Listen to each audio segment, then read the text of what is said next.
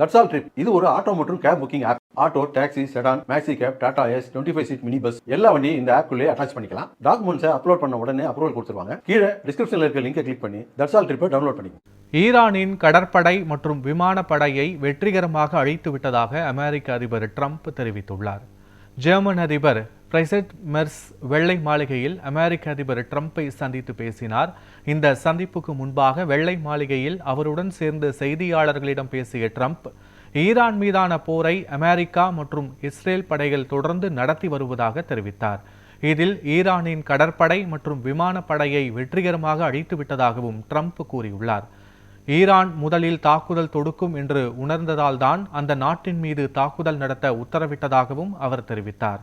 இதனிடையே ஈரான் மீதான போர் 5வது நாளாக தொடர்வதால் வளைகுடா நாடுகளில் பதற்றம் அதிகரித்துள்ளது.